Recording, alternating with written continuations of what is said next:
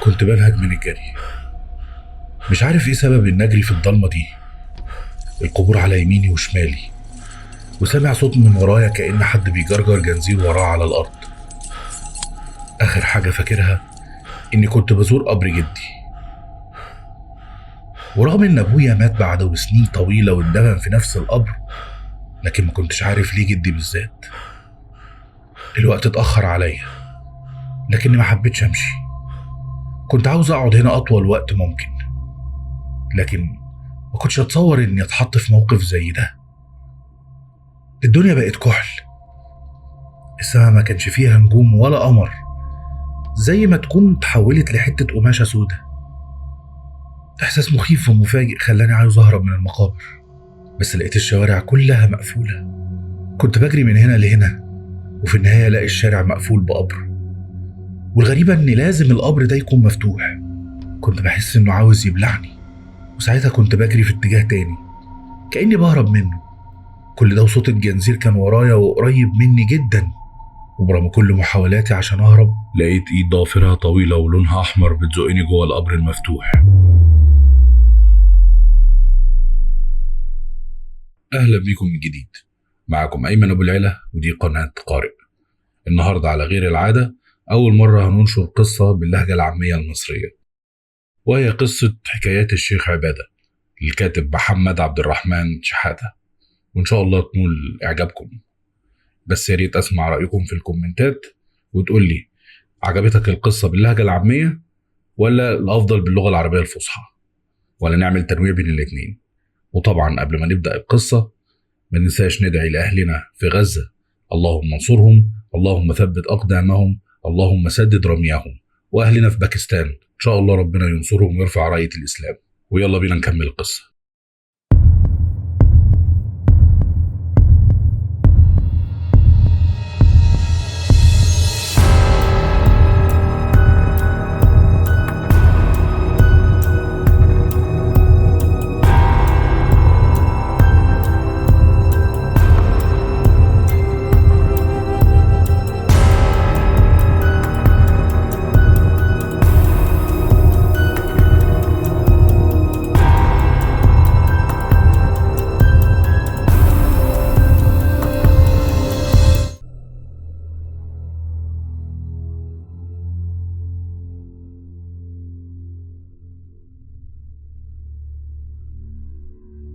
البداية كانت من هنا، لما لقيت نفسي صاحي من أسوأ كابوس شفته في حياتي. كان إحساسي زي اللي دخل غيبوبة وافتكروه مات، لكنه قام فجأة لقى نفسه في القبر. الدنيا ضلمة من حواليه، رغبته في الحياة خلته يصرخ عشان حد ينقذه، ولأن لسه في عمره بقية خرج في اللحظة الأخيرة. ده كان حالي بعد الكابوس. إحساسي فعلا لما صحيت لقيت نفسي على سريري إني اندفنت بالحياة وخرجت في آخر لحظة. كنت ببص حواليا عشان أتأكد إني موجود في أوضتي، لقيت نوال مراتي جنبي رايحة في سابع نوم. لما بصيت ناحية الشباك لقيت الدنيا لسه ليل، وطبيعي إن ده الوقت اللي أصلا بقوم فيه عشان أروح الغيط أشوف شغلي. ولما بدأت أتحرك من السرير لقيت مراتي بتقولي: أنت صحيت يا عبادة؟ الفجر قرب، يا دوب ألحق أنزل الغيط. اتوضيت وصليت ركعتين وغيرت هدومي وخرجت، فتحت باب الزريبة اللي كان جنب باب الدار من بره، طلعت الحمار وسحبت الجاموستين ورايا وطلعت على الغيط. الدنيا كانت لسه ليل ومحدش لسه طلع من داره. مشيت في الطريق الوحيد اللي بيوصل للغيطان. الترعة كانت على يميني، الدنيا ساكتة والجو كاتم، مفيش غير صوت الضفادع اللي بسمعه من وقت للتاني، وصوت خطوات الحمار اللي كان ماشي على مهله. لكن في نص الطريق عند حوض المية القديم لقيت الحمار وقف فجأة. حاولت معاه عشان يكمل، لكنه كان متربس دماغه حمار بقى. ولما غلبت فيه سبته على راحته، وساعتها لقيته بينزل الترعة. قلت أكيد ما كانش عاوز يكمل الطريق لأنه عطشان. نزلت من فوقه عشان ينزل الترعة براحته، لكن كنت ماسك اللجام بتاعه، وقفت جنبه لحد ما يخلص شرب. كان بيشرب وكأنه ما دقش المية من شهر، رغم إني سايب المية قدامه طول الليل. في الوقت ده بصيت للترعة اللي المية فيها هادية مش بتتحرك، وساعتها شفت صورتي معكوسة عليها. مش دي المشكلة. الغريبة إن كان في صورة حد تاني معكوسة جنب صورتي. كان خيال حد جنبي، لكن ما كنتش شايف هو مين. بمجرد ما لمحت الخيال لقيت الحمار بينهق بصوت مخيف، زي ما يكون اتفزع فجأة وساب المية وطلع يجري. ومن كتر ما كان مفزوع معرفتش اتحكم في اللجام بتاعه، لدرجة انه فلت من ايدي. ساعتها حسيت انه شايف اللي واقف جنبي، وان في حاجة مش كويسة في المكان. طلعت اجري من الترعة وانا بقول بصوت عالي: اعوذ بالله من الشيطان الرجيم، اعوذ بالله من الشيطان الرجيم. ولما بقيت على الطريق لقيت الحمار لسه بيجري والجاموستين وراه. قلت اكيد بيهربوا من حاجة انا مش شايفها.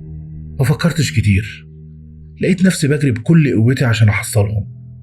وبعد ما عدينا المنطقة دي لقيتهم رجعوا لطبيعتهم. كنت خلاص قربت اوصل الغيط. اكتر حاجة فكرت فيها اني طول عمري رايح جاي على الطريق ده، واول مرة تحصل حاجة زي دي. معرفش ايه اللي جد او ايه اللي حصل ان يخلي حاجة زي دي تحصل.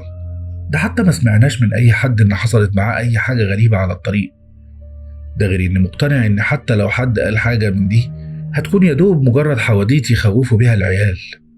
احنا ياما سمعنا حكاوي عن الغيطان، اخرها كان مع ابويا قبل ما يموت، بس كله في رأيي مجرد كلام.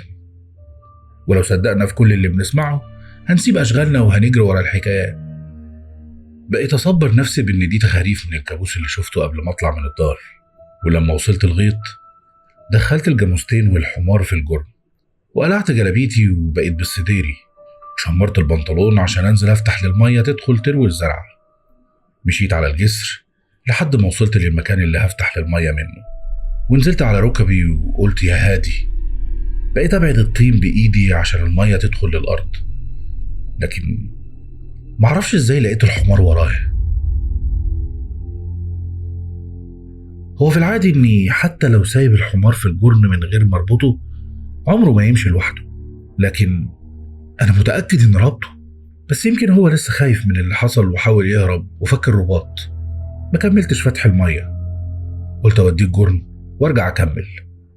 سحبت ورايا ومشيت، ولما وصلت للجرن اتفاجئت بالحمار مربوط في مكانه، ده كمان كان قاعد في الارض ونايم على جنبه. حسيت ان جسمي تلج ورجلي ما بقتش شايلاني. التفت ورايا للحمار اللي سحبه في ايدي، واتفاجئت ان الحبل اللي كنت بسحبه منه فاضي ما فيهوش حاجة. جريت على الجرن وانا بقول في سري: ايه الليلة الكوبيا دي؟ فضلت قاعد في الجرن خايف اخرج. ما كنتش بعمل حاجة غير اني بستعيذ بالله وبقرا قرآن. كنت بقول لنفسي ان لو حاجة جت في المكان انا مش شايفها الحمار هيحس بيها وساعتها هعرف. ورجعت قلت في سري: انت هتصدق في التخاريف ولا ايه يا عبادة؟ دي هلاوس من الكابوس. لكن كنت مكمل في قراية القرآن والدنيا هادية، لحد ما النهار بدأ يشقشق والرجل بدأت تيجي على الغيطان. في الوقت ده خرجت من الجرن عشان أكمل اللي كنت بعمله، لكن اتفاجئت بحاجة غريبة. الحبل اللي كنت ساحب بيه الحمار ورميته من إيدي وأنا بجري كان لسه في مكانه، لكنه ما كانش حبل. دي كانت خصلة شعر مبرومة على بعضها وطويلة، تقريبا ما شفتش في الطول ده قبل كده. لأول مرة كنت عايز أهرب من الغيط. فتحت للمية ورجعت على الجرن، أخدت الحمار والجاموستين ومشيت. الناس كان مستغرباني عشان راجع بدري، كانوا هم رايحين وأنا مروح. ولما كان حد بيسألني كنت بتحجج إني تعبان. لحد ما وصلت الدار كانت نوال قدام الفرن بتخبز شوية عيش.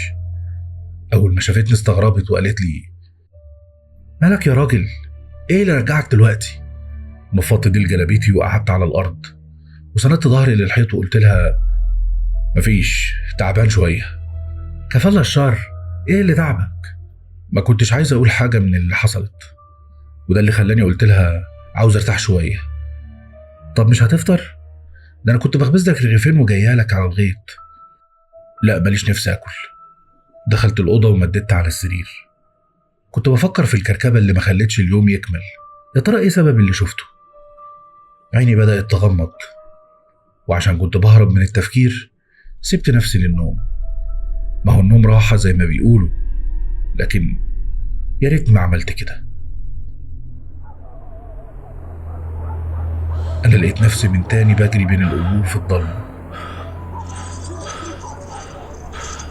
وصوت الجنزير ورايا.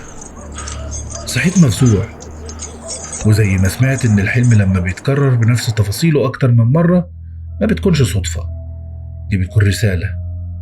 بقيت رايح جاي في الأوضة بفكر في الرسالة اللي الحلم يقصدها. هو ممكن لما أحلم إني بجري في المقابر بالليل معناها إني هموت قريب؟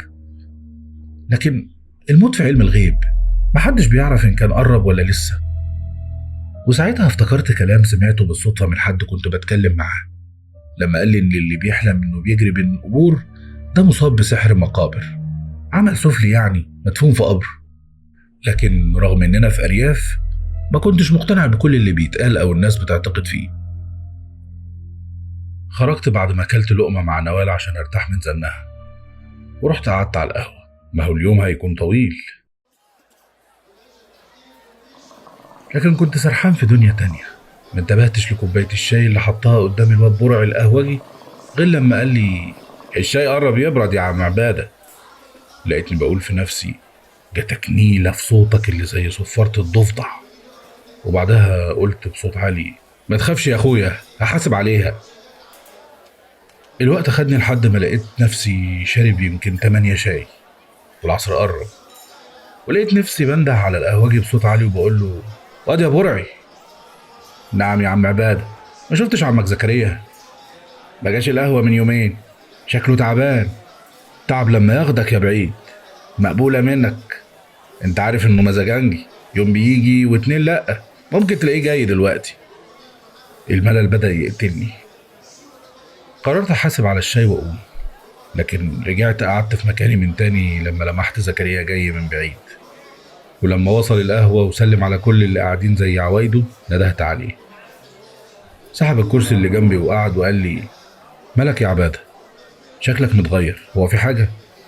أنا في كابوس من قبل الفجر. خير اللهم اجعله خير، إيه الحكاية؟ شفت نفسي بجري بين مقابر، الدنيا ضلمة كحل وما كنتش قادر اخد نفسي. كنت زي ما يكون حد بيجري ورايا وبيجرجر ورا جنزير. قمت مفزوع وقلت مجرد كابوس. خرجت من الدار ورحت الأرض. الحمارة تربست دماغها ووقفت عند الحوض القديم اللي في الطريق، ونزلت تشرب من الترعة. نزلت من عليها علشان تشرب وهي مرتاحة، واستنيت جنبها. لقيت صورتي معكوسة على المية وفي صورة حد جنبي. حد مين؟ مش عارف، الملامح ما كانتش واضحة. أول ما لمحت صورته الحمار والبهيمتين اتفزعوا كأنهم حسوا بحاجة في المكان، طلعوا يجروا وطلعت أجري وراهم. ولما وصلنا الغيط ورحت أفتح المية لقيت الحمار ورايا، ولما سحبته عشان أرجعه الجرن لقيته مربوط مكانه، والحمار اللي سحبه ورايا فص ملح وداب، والحبل كان في إيدي فاضي. رميته ودخلت الجرن للصبح، ولما خرجت لقيت الحبل متحول لخصلة شعر طويلة. أعوذ بالله من الشيطان، أول مرة يحصل لك كده؟ أيوة أول مرة، لدرجة إني متلخبط ومش على بعضي. مش يمكن طلع لك جنية ولا مارد ولا ندها؟ الغيطان بالليل ياما فيها حكايات وحاجات تشيب الراس. أنا عمري ما صدقت في الكلام ده، وبعدين إحنا طول عمرنا رايحين جايين ما بنسمعش عن المارد والندها غير في الحكاوي وبس. ما هي الحكاوي دي مش من فراغ، بنفكرها مجرد قصص ومش بنصدقها غير لما بتحصل معانا. ولا نسيت اللي حصل لأبوك؟ انت تقصد ايه؟ اقصد ان الطريق فيه حاجة، وانت فيك حاجة خلتك تحس بوجودها، والحاجة دي ظهرت فجأة كده لما تميت 40 سنة. ليه لأ، كل حاجة بتحصل في الميعاد اللي مكتوب لها تحصل فيه. وهو انا بحكي لك عشان تقولي الكلمتين دول؟ انا شايف انك تتوضى وتصلي قبل ما تطلع الغيط. ما انا كنت متوضي ومصلي. حل مؤقت، لو اتكرر اللي حصل نشوف هنعمل ايه. ما هو لما رجعت من الغيط حاولت اريح جسمي شوية، ولما عيني غمضت الكابوس اتكرر تاني. مش يمكن تكون خطيت حاجة مش بتاعتك او اتلبست؟ تقصد بكلامك ده يعني يكون حد رشش حاجة لحد وانت خطيت من عليها؟ تاني هتجيب لي سيرة الكلام ده؟ وبعدين ايه اتلبست دي؟ انت لما شفت نفسك في المقابر اتفاجئت بنفسك هناك ولا كنت رايح تعمل حاجة؟ اول الحلم كان بادئ باني بزور جدي الله يرحمه. جدك اللي انت ما شفتوش اصلا؟ انت بتتريق؟ مش بتريق ولا حاجة، بس ايه فكرك بيه خلاك تحلم انك بتزوره؟ ده ابوك الله يرحمه مات من 25 سنة واندفن معاه في نفس التربة. كان اولى تحلم بابوك. هو الواحد بيختار الحاجة اللي بتحصل لنا في الحلم يعني؟ وبعدين انت عارف ان ابويا قاطعنا كلنا قبل ما يموت، واحنا كمان كنا مقاطعينه. مش عارف بقى، بس اكيد في حاجة. ما هو مش معقول كل ده بيحصل صدفة. تفتكر التفسير ده ايه؟ ولقيته بيشدني من ايدي وبيقول لي قوم بينا. على فين؟ هنروح المقابر. حسيت جسمي اتلبش في بعضه وقلت له انت بتهزر يا زكريا؟ بقول لك اللي حصل معايا تقول لي نروح المقابر؟ خايف من ايه؟ ما انا معاك. مش عارف ليه كنت زي المجذوب. مشيت معاه زي ما يكون واحد كبير واخد طفل من ايده. المقابر كانت في اخر البلد. كنت طول الطريق بفكر هو عاوزنا نروح هناك ليه. تفكيري فضل يودي ويجيب لحد ما لقينا نفسنا قدام قبر جدي، واللي هو قبر ابويا برضه. وساعتها لقيته ضامن كفوفه قدام وشه وبيقرا الفاتحة. ضميت كفوفي وقربتهم من وشي وبدأت أقرأ، لكن مش عارف ليه لقيتني بقرب من القبر. ولما انتهيت من قراية الفاتحة أخدت خطوتين لقدام. حسيت بحركة ورايا، صوت حد ماشي جنبي. بصيت عشان أشوف زكريا بيعمل إيه، لكن اتفاجئت إنه مش موجود، وصوت الخطوات مكمل عادي. الأغرب من كده إن صوت الجنزير ظهر.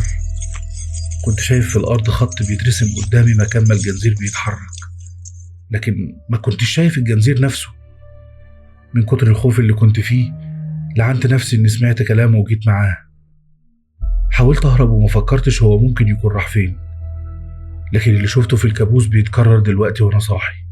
وأنا من ساعة ما قمت مفزوع من الكابوس ما كنتش عارف أتحكم في تصرفاتي. جريت من المكان عشان أطلع من المقابر، لكن الشارع كان مقفول من الناحيتين. الوقت فات وأنا محبوس.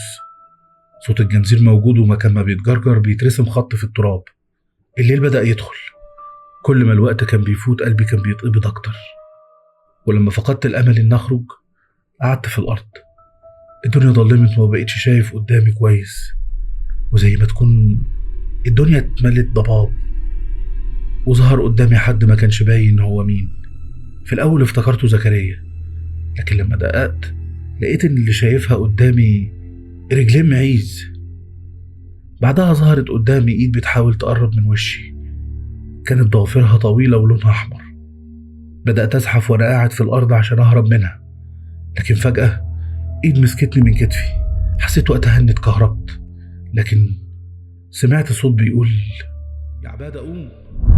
كان صوت زكريا اللي بمجرد ما سمعته لقيت نفسي قاعد في الأرض قدام القبر، والنهار كان لسه طالع.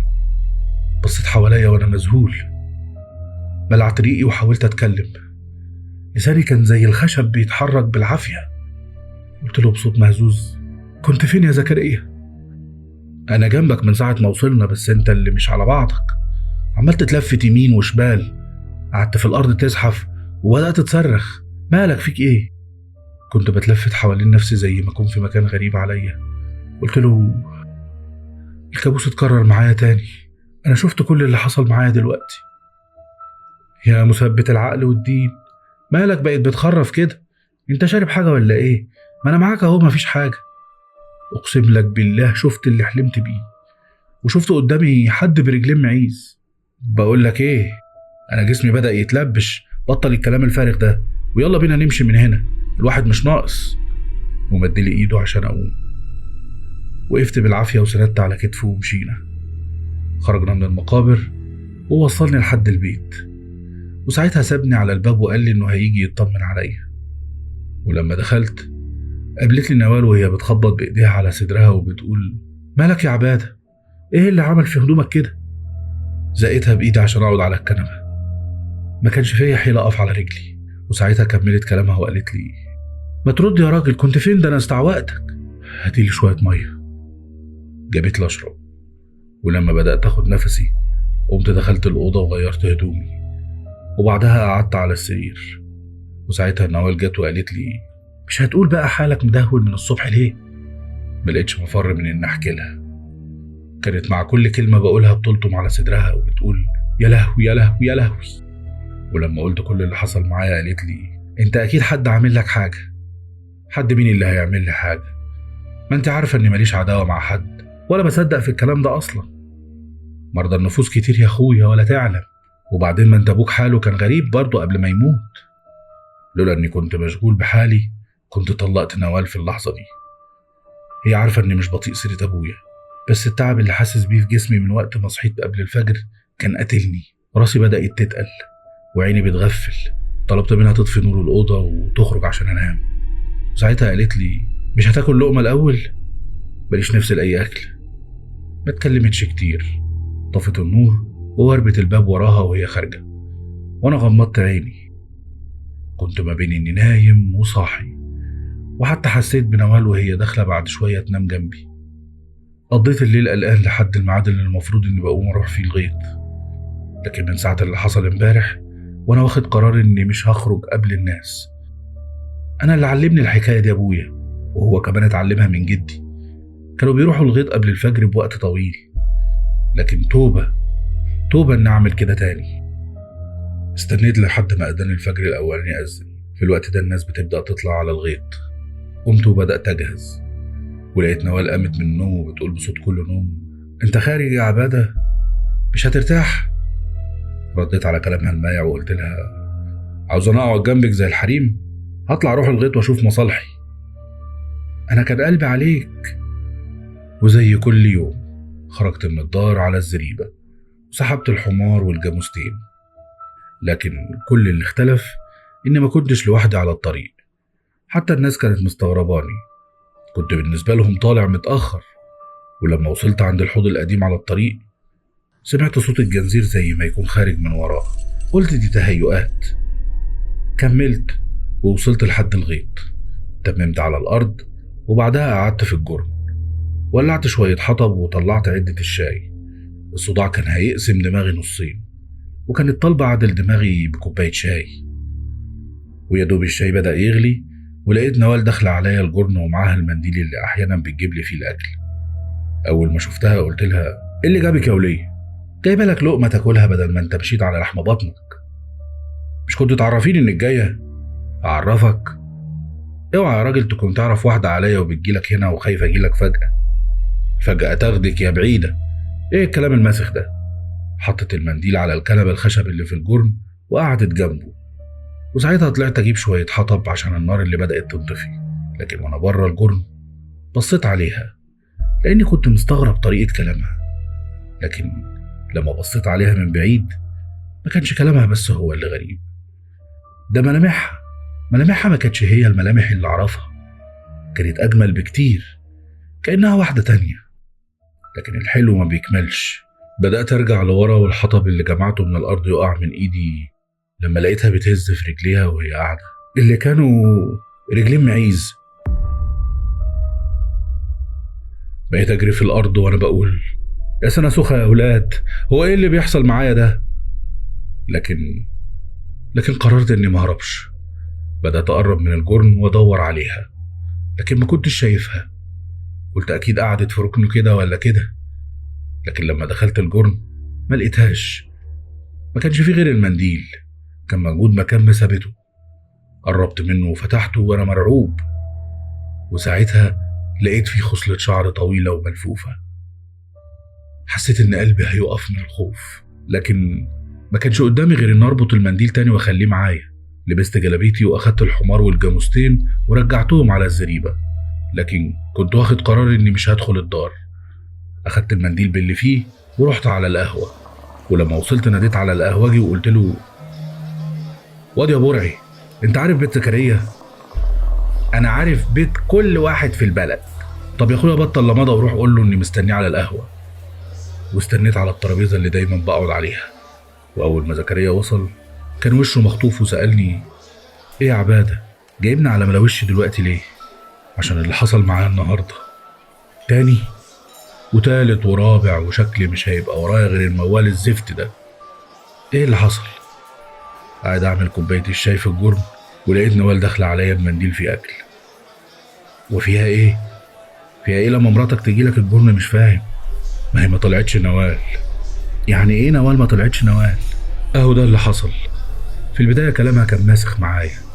سبتها وخرجت أجيب حطبات للنار، وبصيت عليها من بره لقيت ملامحها متغيرة ورجلها رجلين معيز. يا عبادة، يا عبادة قول كلام غير ده. يعني انت مش بتصدق في الكلام ده تقوم تقوله؟ زي ما بقولك كده، ده اللي حصل. وبعدين الخوف كان هيخلع قلبي، ولما بصيت في الجرن تاني ما لقيتهاش، زي ما تكون الارض اتشقت وبلعتها، وما لقيتش غير المنديل اللي بتجيب لي فيه الاكل من وقت للتاني.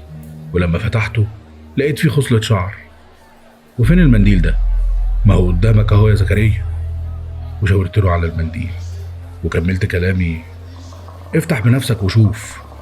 حسيت ايده بتترعش وهو بيفك ربطة المنديل، ولما فتحه وبص فيه اتفزع من مكانه، وانا كمان اتفزعت اكتر منه. اللي في المنديل ما كانش خصلة شعر، ده كان تعبان اسود ملفوف. اول ما فتحنا المنديل قال يا فكيك وهرب. وكان زكريا بيبص لي والدم هربان من وشه وبيقول لي: ايه شغل الحاوي ده يا عباده؟ كنت بضرب كف على كف ومش مصدق عينيا وبقول له: اللي كان جوه المنديل خصلة شعر.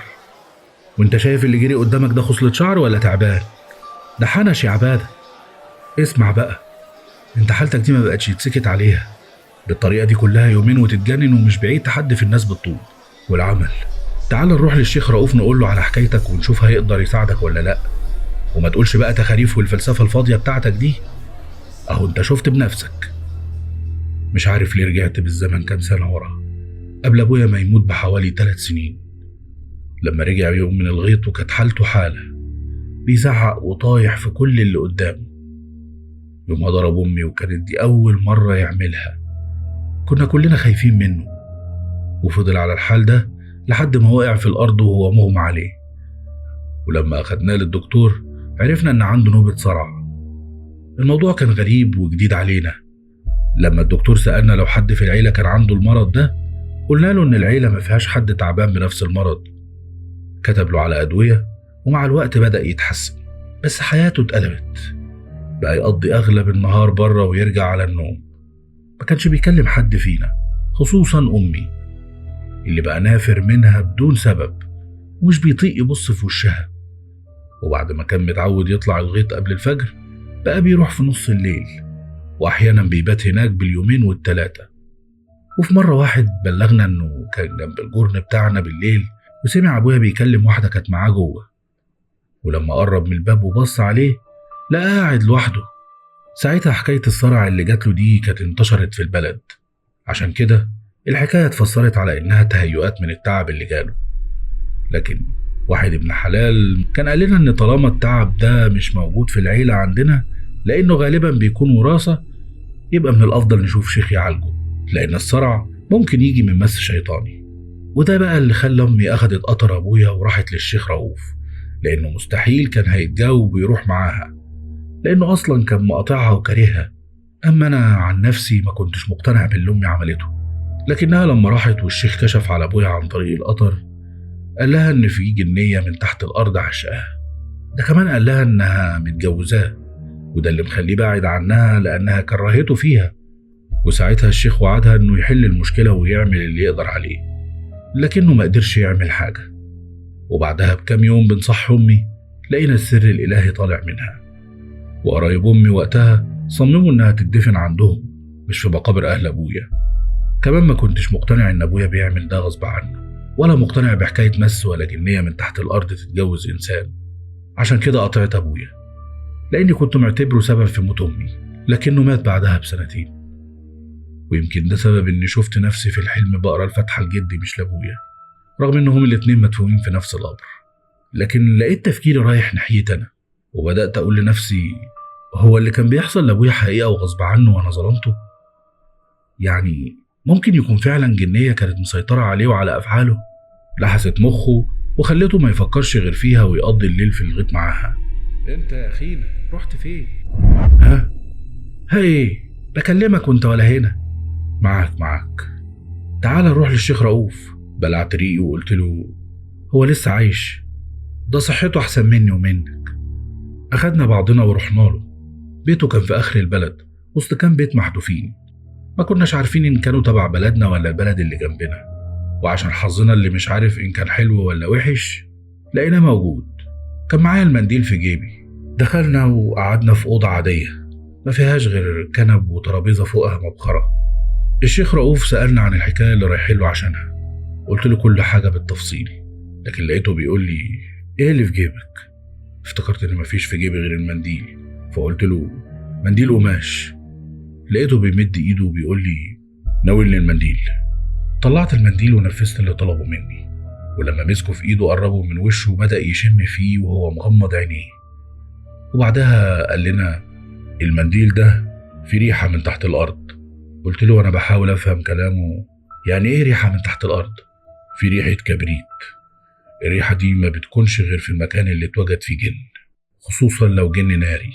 ساعتها لقيت زكريا بيتقلقل من مكانه كده وهو بيقول إيه يا شيخ رؤوف اللي بتقوله ده؟ إحنا جايين عشان ترقيه ولا الحكاية بسيطة؟ في واحدة عاوزاه من تحت الأرض وقررت إنها تستحوذ عليه. أنا هحاول أساعده على قد ما أقدر. أنت المفروض تساعدنا ولا تخوفنا يا شيخ رؤوف؟ أنا بقول لكم الحقيقة اللي بدأت تتحقق. الكلام كان زي الشوك اللي بينغز فيا، عشان كده قلت بصوت مهزوز وإيه المطلوب مني؟ الحل إنك هتلبس حجاب يطرد العارض الشيطان اللي بيحاول يستحوذ عليك. وساعتها اداني ورقة متطبقة في شكل مثلث، بعد ما لفها في قماشة لونها أبيض وبدأ يخيطها من كل ناحية، وبعدها علقها في خيط أسود فبقت زي ما تكون سلسلة، وطلب مني ألبسها في رقبتي وما أقلعهاش أبدا، وإن كل اللي بيحصل معايا هينتهي. ما كنتش مقتنع، لكن ما كانش قدامي اختيار غير إني أعمل اللي قال لي عليه.